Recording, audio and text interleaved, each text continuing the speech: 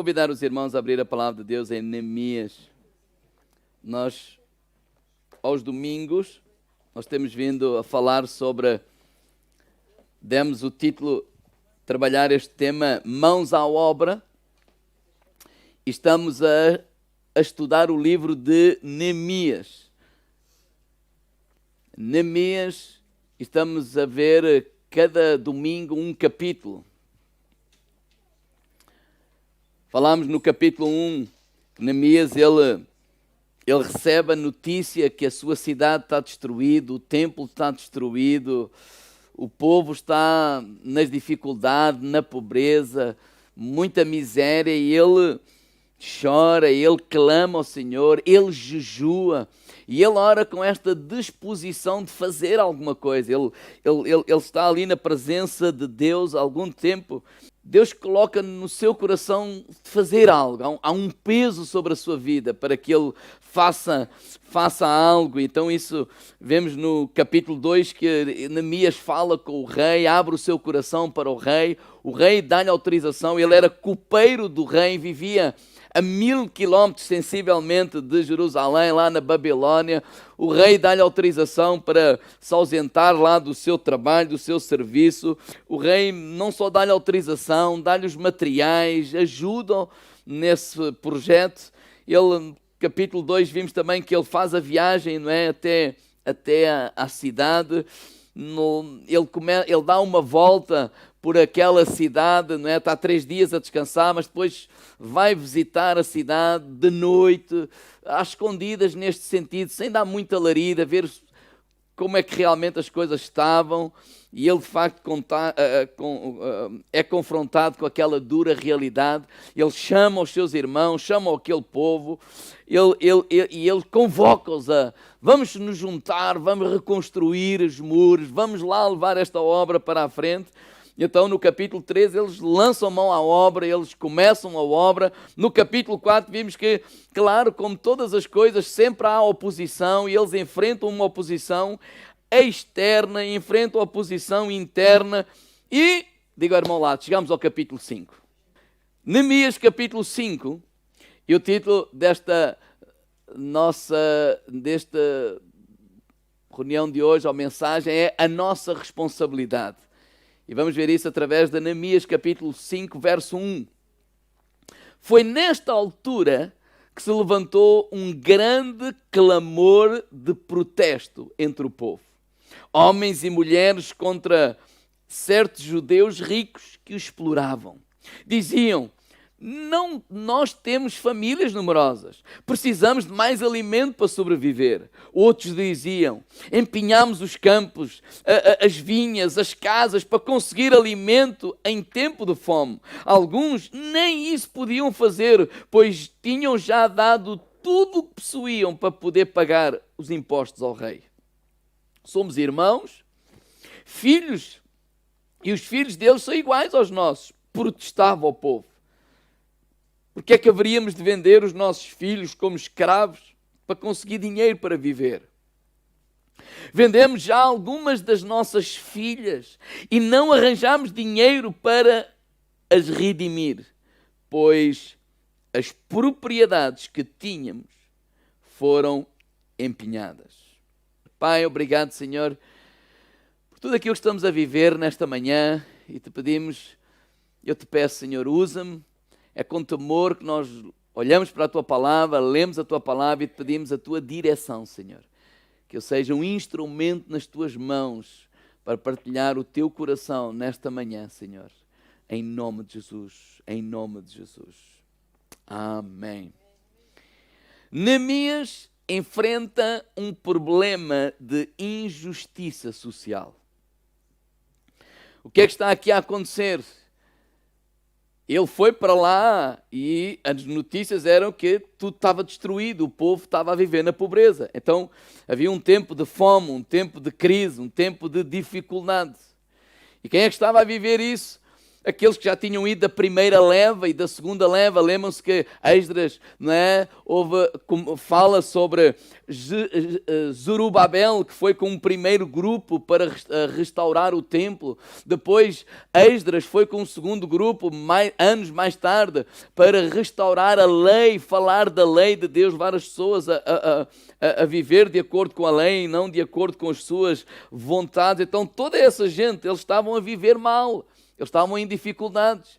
Diz que aqui que um grupo, eles já se tinham endividado tanto, deram as suas casas como penhora, deram os seus bens, deram os seus campos, e eles já não tinham como pagar esses empréstimos.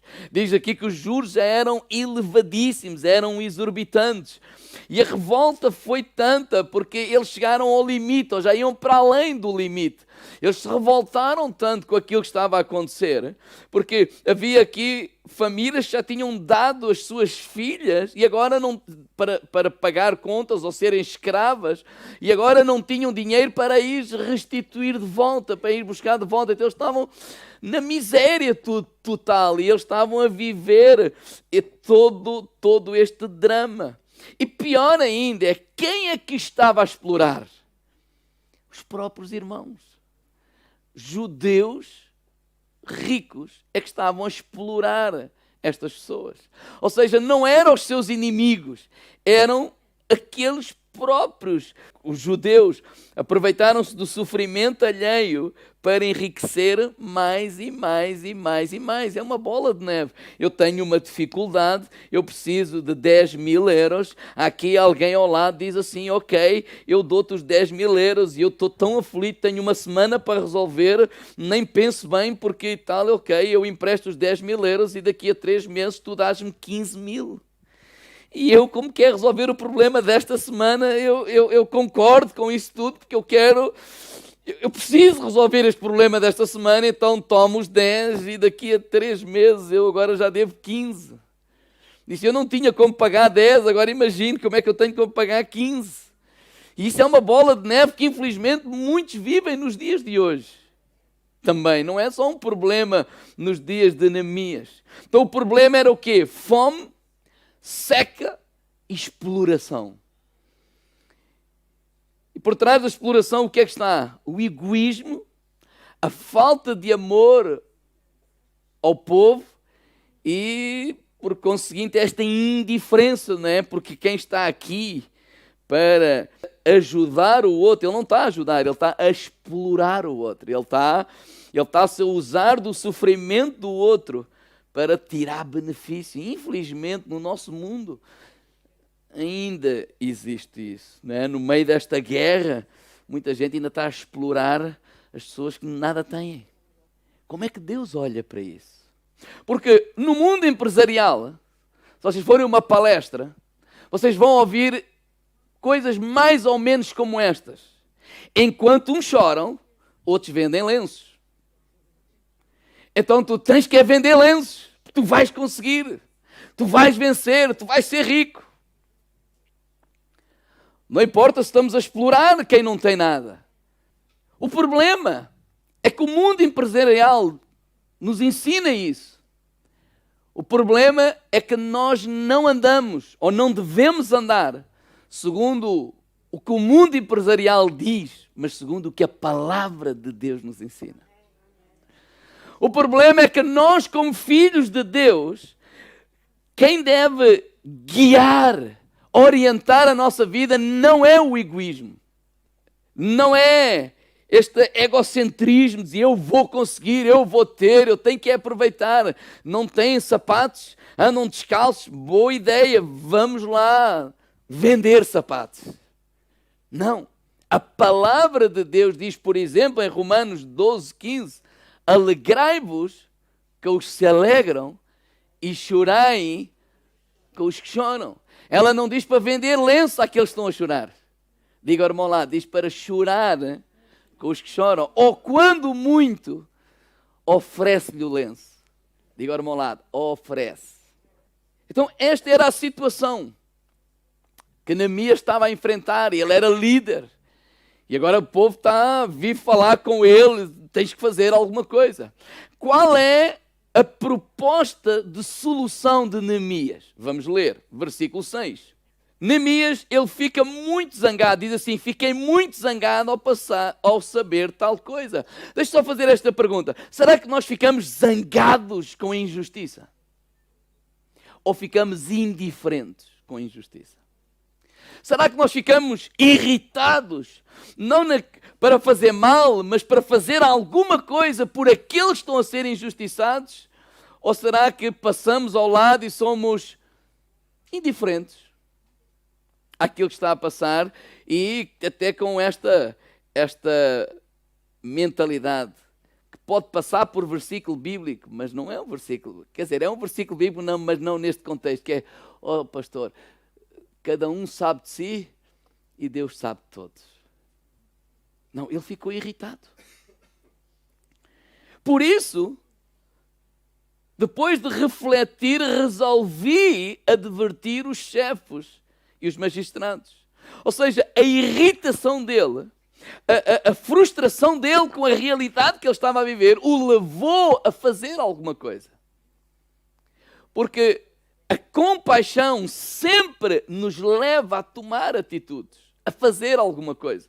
Ele diz: por isso, depois de refletir, resolvi advertir os chefes, os magistrados, que é isso que vocês andam a fazer. Como ousam tomar penhor para ajudar um israelita? Organizei mesmo um debate público para se julgar sobre esta questão. Nessa discussão pública, disse-lhe que, com veemência, muitos de nós estamos a fazer tudo o que é possível para ajudar os nossos irmãos judeus que regressaram do exílio, onde eram escravos, lá numa terra distante. Agora vocês estão a forçá-los a tornarem-se escravos aos pagãos de novo. Quantas vezes será preciso resgatá-los? Os acusados não tinham naturalmente nada a dizer em sua defesa. Claro, eles estavam a explorar os outros. Continuei a dirigir-me a eles: o que estão a fazer é mau. Não deviam vocês viver no temor do nosso Senhor? Não temos nós já bastantes inimigos entre as nações que nos rodeiam, zombam de nós? Muitos de nós estão mesmo a emprestar dinheiro e cereais aos nossos irmãos sem cobrar juros. Peço-vos que parem com esse negócio de usura.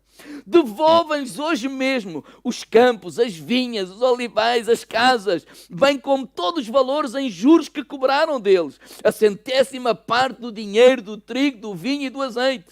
E eles concordaram com a minha proposta e disseram que estavam de acordo em ajudar os seus irmãos, sem lhes pedir as terras como penhor e sem obrigar a vender os filhos. Convoquei então os sacerdotes e fiz com que esses homens prometessem solenemente que manteriam a sua promessa. Sacudi também o meu manto e disse: assim sacuda Deus para fora da sua casa e do seu serviço todo aquele que não cumprir esta promessa. Seja assim sacudido o despojo do que tem. E todo o povo exclamou: amém. Quer dizer, assim seja. Louvou ao Senhor, o povo cumpriu a sua palavra. A indignação de Neemias fez ele se envolver. Ele não foi alguém indiferente. Tomou uma decisão. Ele promoveu um debate. Ele chamou as pessoas à razão. E a primeira coisa que ele faz, foi no versículo 9, eu quero só realçar, disse: olha, o que vocês estão a fazer é mau. É mau. Vocês não deveriam de viver no temor do Senhor. Primeiro, nós somos convocados a viver em obediência ao Senhor. O que eles estavam a dizer é que viver dessa forma é falta de temor. Viver dessa forma é desobedecer a Deus. Porque, por exemplo, aqueles que gostam de tomar notas podem pôr aí na vossa Bíblia, não é? Deuteronômio 15, versículo 12, na versão o livro, a lei já dizia assim, olha, quando o vosso irmão ou irmã tiver de vender-se como escravo, deverão deixá-lo livre no fim do 6º ano do seu serviço, da vossa dependência. Quer dizer, no final do 6º ano vocês têm que o libertar, mas não o libertam de mãos a abanar, porque ele teve a trabalhar 6 anos para vocês. Disse, olha, não devem deixá-lo partir de mãos vazias, deem-lhe um bom presente disposto, tomando do vosso rebanho, dos vossos lagares, de azeite, de vinho, partilhem ele na proporção em que o Senhor vosso Deus os tiver abençoado. Lembrem-se também que foram escravos na terra do Egito, que o Senhor vosso Deus os tirou de lá, por isso que eu vos dou esta lei. Ou seja, vocês querem emprestar, olha, mas façam da maneira correta. Vocês querem, façam as coisas da maneira correta. Para quê? Para que haja temor no nosso coração, porque em primeiro lugar nós estamos a servir a Deus. Nós estamos a servir a Deus, e viver dessa forma é uma forma errada de desobediência que desagrada a Deus, e já vamos ver o que é que a palavra de Deus diz. Então ele diz isso, olha, primeiro vocês estão a desobedecer a Deus, segundo, ele disse assim, vocês parem de cobrar os juros. Versículo 10 ele disse, a partir de hoje vocês não cobrem mais juros. E no versículo 11, se nós voltarmos a ler, ele disse assim, olha, e vocês devolvam tudo. Tudo o que cobraram, todos os juros, todas as casas, tudo aquilo que tiverem, devolvam tudo. E isso chama-se o quê? Arrependimento. Arrependimento é nós voltar, é dar uma volta de 180 graus. É se eu estava a caminhar para este lado, eu volto completamente e eu caminho para este lado. Se a palavra de Deus diz que é errado, então vamos fazer de outra forma. Vamos nos arrepender, não com medo da maldição, mas que nós devemos viver de acordo com a palavra de Deus. E sabe porque é que eles acataram esta decisão de Neemias? Porque Neemias, ele era um exemplo. Diga ao irmão lá, nós devemos ser o exemplo. Nós, igreja, devemos ser o exemplo. Vamos ler o versículo 14, vamos lá. Durante os 12 anos que aqui fui governador de Judá, desde o ano 20 até o ano 32 do reinado de Artaxerxes, nem eu, nem os meus ajudantes aceitámos salário, nem qualquer outra espécie de gratificação do povo de Israel. Ou seja, ele exerce agora ali um cargo político. E eu estou a dizer, olha, nós não quisemos nada. Porque isto contrastou com a atuação dos governadores anteriores, que exigiam comida, vinho e ainda 500 gramas de prata diário, que mantinham a população à mercê dos seus ajudantes, que os tiranizavam. Mas eu obedeci a Deus e não seria capaz de agir de outra forma. Eu próprio trabalhei na reconstrução da muralha. Nunca aceitei benefícios de terra. Quis mesmo que os meus ajudantes também trabalhassem na obra da recuperação dos muros. Além disso, sentava à minha mesa 150 funcionários judeus, além dos visitantes de outras terras que sempre os havia. Eram precisas para cada dia provisões que consistiam num boi, 6 cordeiros gordos e um grande número de aves domésticas. Precisava ainda de um grande fornecimento de vinhos, e a cada 10 dias recusei sempre fazer qualquer exigência a este povo, porque estava a atravessar um duro tempo de crise. Lembra-te de mim, ó meu Deus, e de tudo quanto fiz por este povo. Neemias é um exemplo de quê? Generosidade. Neemias falou com toda essa autoridade e foi acatado. E eu creio que em parte porque ele era um exemplo daquilo que ele estava a exigir aos outros. Aquilo que ele estava a exigir aos outros, ele próprio vivia dessa forma. Como governador ele tinha direitos, mas ele abdica desses direitos por amor ao povo.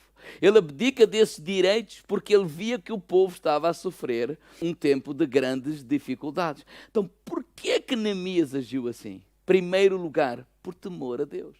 Por temor a Deus. Irmãos, em primeiro lugar, nós devemos nos lembrar que nós servimos a Deus. E devemos temer a Deus não é ter medo, mas é nos lembrarmos, é Ele que nós servimos. Quando lá em Efésios o apóstolo Paulo fala, nós empregados a servir os patrões com todo o zelo, como ao Senhor, dizer, olha, em primeiro lugar, antes daquilo que tu estás a fazê-lo para Deus. Então devemos o fazer no nosso melhor. Porquê temor a Deus? Porque Deus odeia a injustiça. Diga lá, irmão, lá, Deus odeia a injustiça. Vamos ver algumas passagens rápidas. Salmo 5, verso 4. Nova versão internacional. Tu não és um Deus que tenha prazer na injustiça. Contigo o mal não pode habitar. Vamos ver Provérbios 22, né? Versículo 8. Quem semeia injustiça colhe a maldade. O castigo da sua arrogância será completo. Vamos ver Provérbios 11, verso 1.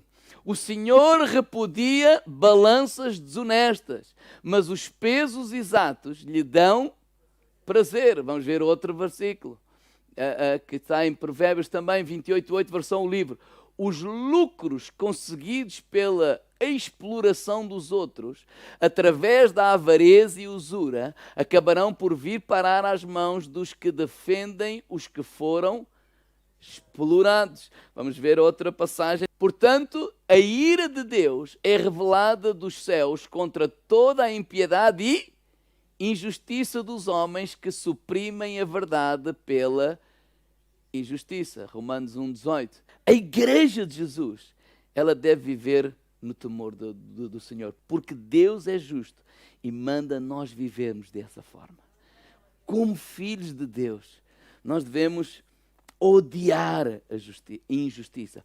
Odiar a injustiça, não estamos a falar de odiar quem comete a injustiça, mas estamos a falar de fazer alguma coisa a favor daqueles que estão a ser injustiçados. É que às vezes as pessoas confundem odiar a injustiça e entrarem em guerras e começar aí a fazer uma série de coisas. Não. Porque no meio da guerra nós podemos ver também a mão de Deus usando pessoas com generosidade, com amor, com compaixão e ajudando as pessoas necessitadas. Então devemos agir como exemplo de compaixão, não é? Porque compaixão é a marca do verdadeiro cristão. Santo Agostinho, ele diz assim, onde não há caridade, não pode haver justiça. Onde não há amor ao próprio, não pode haver justiça. E eu quero terminar lembrando os irmãos uma parábola de Jesus. Lucas, capítulo 10, versículo 25 ao versículo 37. Um fariseu chega ao pé de Jesus e diz, mestre, o que é que eu hei de fazer para herdar a vida eterna? E ele diz, olha, o que é que a lei diz? Ou seja, por outras palavras, sabes a lei, como é que a interpretas? E ele disse, a lei diz amar a Deus acima de todas as coisas. Não é amar a Deus com o nosso coração, com a nossa alma, com o nosso entendimento, com a nossa força. Não, esse é o primeiro mandamento, amar a Deus acima de tudo. Então nós vamos viver de maneira justa, acima de tudo, em primeiro lugar, porque amamos a Deus. E Deus diz que odeia a injustiça e que chama os seus filhos a viver de forma justa. Mas ele disse, olha, mas o segundo mandamento semelhante a este é amar o próximo como a ti mesmo. Agora este fariseu, ele era muito seletivo no seu amor. Ele era muito seletivo no amar as pessoas. Então, ele querendo perceber melhor ou então, sei lá, pregar uma rasteira a Jesus, eu não sei bem qual era a intenção dele, mas ele pergunta a Jesus, quem é o meu próximo? Ele quer responder uma série de perguntas. Quem é que eu devo amar? Quem é que eu devo excluir? Não é? Qual é o limite da minha responsabilidade? Não é? Porque o amor dele não era assim um amor tão abrangente. E com esta parábola ele começa a explicar, olha, havia um homem que ele começou a descer ali uma rua e naquele caminho ele foi assaltado.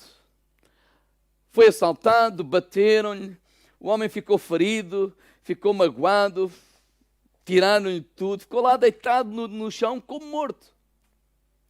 E havia um levita também a passar para aquela mesma rua, mais tarde passou, viu o homem, mas provavelmente tinha lá os seus afazeres, os seus cuidados, as suas responsabilidades, e a Bíblia diz que ele passou de largo e seguiu o seu caminho. Diz que mais tarde ainda passou um sacerdote, e ele fez a mesma coisa. Ambos estes homens foram indiferentes ao sofrimento e à injustiça. E aquele homem, mais tarde passou um samaritano. E quando Deus, ou Jesus, usa a personagem do samaritano, ele queria mesmo confrontar aquela gente, não é por acaso. Quando ele usa a personagem do levita e do sacerdote, ele queria mesmo confrontar aquela gente. Ele não queria, como algumas pessoas também, não creio, pegam, não é? Dizer, para dizer mal dos pastores e dos levitas e disto. Não. Mas nós podemos andar tão ocupados com a nossa religião, e religião entre aspas, podemos andar tão ocupados ou tão focados no nosso amar a Deus, servir a Deus, nas nossas coisas que é preciso ser feito, que sem nos apercebermos podemos passar ao lado das necessidades e nos tornarmos indiferentes a elas. Então quando ele usa este samaritano, é um homem de negócios, que não é assim tão temente a Deus, mas quando ele vai a passar, ele vê este homem e ele chega perto do homem. Ele pega no homem e coloca-o na sua, como a Bíblia diz, cavalgadura, lá no seu burro, no seu Mercedes. Leva-o até à estalagem, cura-lhe as feridas. E porque ele tem a sua agenda, talvez, ou os seus negócios, não sei. Ele pede ao homem da estalagem para cuidar dele, deixou ali um adiantamento, mas olha, se for preciso mais, já sabes, quando eu passar por cá, eu pago as despesas de todo este homem. E Jesus olhou para este fariseu e diz, olha, quem é que tu achas que é o próximo deste homem? E o fariseu respondeu, aquele que o ajudou, o samaritano. E Jesus disse, olha, achas muito bem. E a conversa termina, vai e faz o mesmo. Irmãos, nós carregamos uma mensagem. A mensagem é a mensagem da salvação em Jesus. Nós não podemos permitir que nos desfoquemos. Nós temos uma missão prioritária, pregação do Evangelho. Pela graça sois salvos, por meio da fé. Isso não vem de vós, é dom de Deus. Não são as obras que nos vão salvar. É fé em Jesus Cristo. E esta é a mensagem que nós carregamos. Nós não somos uma associação. Nós somos a Igreja de Jesus e que transportamos esta mensagem. Agora, por causa desta mensagem que nós transportamos, por causa da transformação que Deus fez em cada um de nós, nós jamais podemos ficar indiferentes às circunstâncias e às pessoas e às dificuldades e à injustiça à nossa volta. Porque diz que nós fomos salvos para as boas obras. Nós não praticamos boas obras para ser salvos, não, nós já fomos salvos através de Jesus. Mas porque fomos salvos, porque há um novo espírito em nós, há uma nova criatura em nós, porque há a natureza de Deus a habitar em nós, é impossível nós ficarmos indiferentes à realidade à nossa volta. E o que é que eu aprendo com esta parábola? Uma coisa é estar perto, outra coisa bem diferente é ser próximo. O que é que eu aprendo com esta parábola? Que é possível eu estar perto de alguém e não ser próximo desse alguém. É possível eu passar perto do sofrimento e eu não estar nem aí, eu estar indiferente ao sofrimento à minha volta. É possível eu estar a viver no mesmo prédio de alguém que sofre dia e noite e não fazer nada.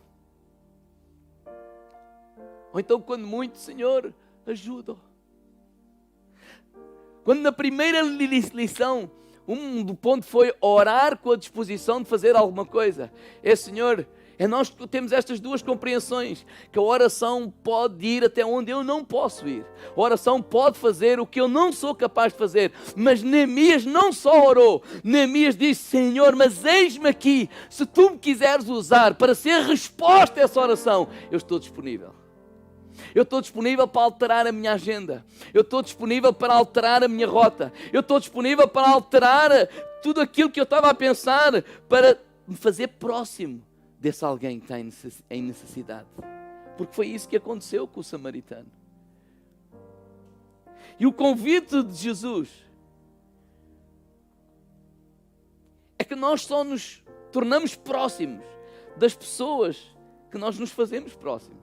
O convite de Jesus é: está alguém perto, dá mais um passo e torna-te próximo dessa pessoa.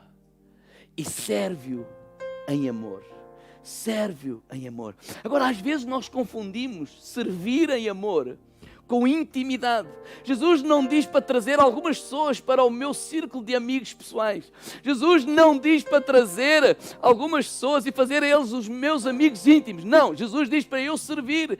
Quer dizer que há limites que precisam de ser estabelecidos, mas há serviços que precisam ser prestados. E às vezes nós confundimos isto. Às vezes nós confundimos estes limites que precisam ser respeitados, não é? Mas há serviços que precisam ser prestados. Então o convite de Jesus é este: está alguém perto. Tu vês que está a levar um peso que é maior do que ele. E o convite de Jesus é: vamos dar um passo e se tornar próximos. E ser a resposta de Deus para essa pessoa. E ajudar essa pessoa.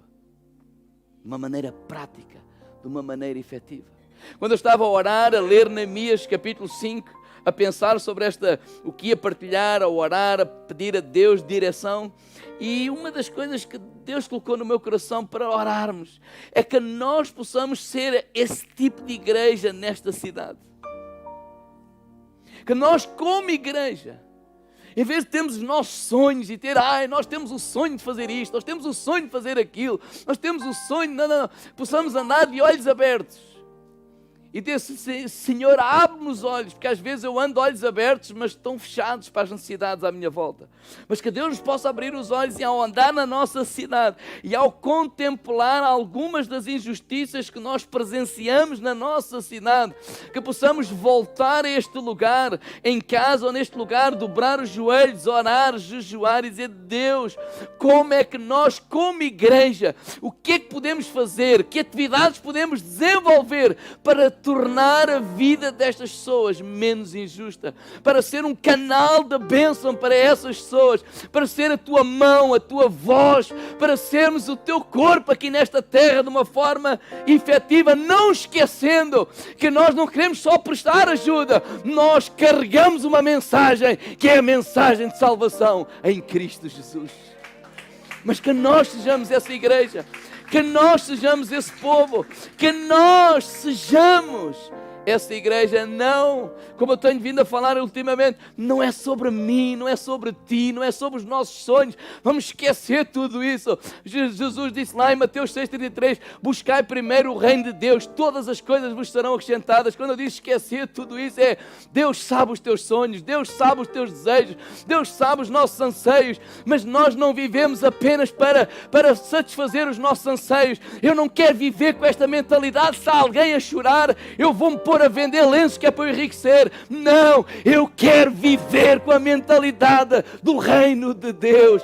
Deus, isto não é sobre mim, isto não é sobre nós, isto não é sobre os nossos sonhos, isto é sobre a tua vontade, isto é sobre sermos os teus braços, sermos os teus pés, ser o teu corpo aqui nesta cidade da Figueira da Foz, ou por onde quer que nós andarmos, e que nós possamos ver, não o que os nossos olhos veem, mas possamos ver aquilo que o levita não viu, aquilo que o sacerdote não viu, possamos ver como Deus vê.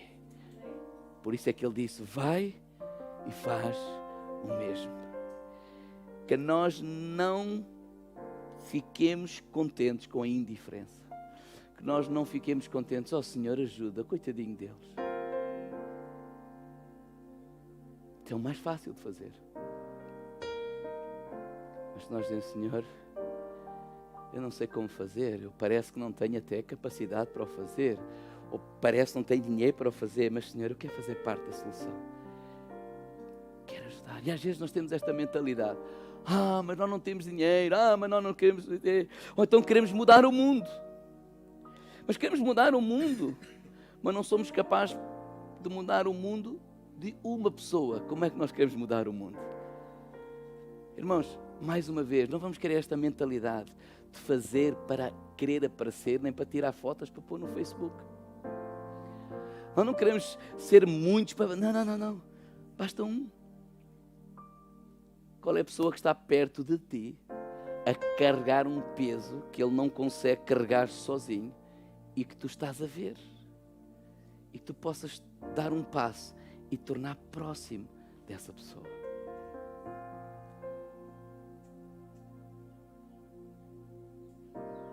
Às vezes pode ser levar uma sopa. Ela é uma mãe solteira, que o marido resolveu ser patético e enganá-lo e largar os filhos e a mulher e toda a gente. E depois ainda acha-se que é melhor do que os outros, não é? Então recusa-se a dar a pensão de alimentos aos filhos, pensando que está a enriquecer a mulher. Não é? Isso é diabólico, mas é o que acontece. E a pessoa tem um trabalho das 8 às 5 ou das 9 às 6 e depois tem que deixar com alguém para ter outro das 7 à meia-noite para limpar mais aqui, mais acolá, porque está a tentar ter mais dinheiro, porque precisa sustentar 2 filhos. E agora está sozinho. E se calhar eu posso ver que está lá no meu prédio, não estou a dizer que é da nossa igreja, isso não é importante. E se calhar aqueles filhos já são assim, meio pequenos, meio grandes, naquela idade que não devem ficar sozinhos, mas ela não tem ninguém, e dizer assim, olha, dona não sei quantos, olha, eu posso ficar com os seus filhos essas 2 horas para ir lá. Eu não estou a falar em cobrar um preço mais barato. Não, eu posso ajudar um bocadinho. É uma forma de aliviar um pouco o sofrimento e a dor. Eu não estou a dizer o que fazer. Estou a pedir que possamos abrir os nossos corações e dizer a Deus, eu não quero só orar pelas necessidades ou pela injustiça, mas de certa forma que eu possa fazer, nem que seja um bocadinho, para ajudar a combater as injustiças que há no nosso mundo.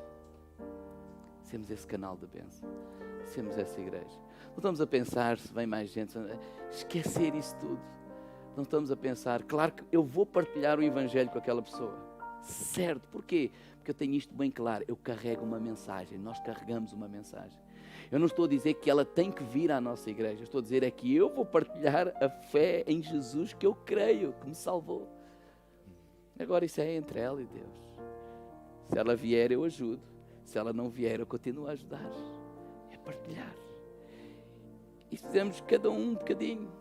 Se calhar o que a pessoa precisa, se calhar não é disso. Se calhar é 5 minutos do teu tempo para beber um café e poder desabafar e tu emprestas só os teus ouvidos. Diga, irmão lá, não é a tua boca. Cala a boca. É só os ouvidos. Sabe porquê que eu estou a dizer isto? Porque às vezes as pessoas no meio do sofrimento desabafam e os outros têm mania de ser Deus deles. Não, tu tens de fazer isto, tens de fazer aquilo, tens de fazer aquilo outro. E ele acha tão chato que ele nunca mais quer beber um café contigo. Às vezes aquilo que parece tão simples para nós. Há pessoas que estão a viver um tempo, precisam dos teus ouvidos. Precisam da tua voz também, para o levantar, para o encorajar. Precisam do teu tempo. E às vezes precisam do nosso dinheiro também.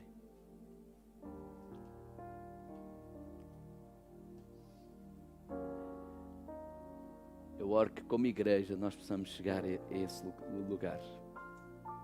Precisam de um telefonema, precisam... Nós somos a igreja de Cristo. A indignação de Neemias me ensina a mim que não basta eu ficar indignado e no meu sofá chamar nomes ao governo, Me ensina a mim que não basta eu ficar indignado e numa mesa de café dizer: sou uma cambada de corruptos. Me ensina a mim que eu tenho que fazer alguma coisa. Eu não tenho que salvar o mundo, mas eu posso fazer diferença no mundo de alguém. E no mundo de alguém. E no mundo de alguém. E no mundo de alguém. E no mundo de alguém. A dimensão que isto irá tomar, não estamos nem aí. Mas fazer a diferença. Porque não temos um propósito senão outro.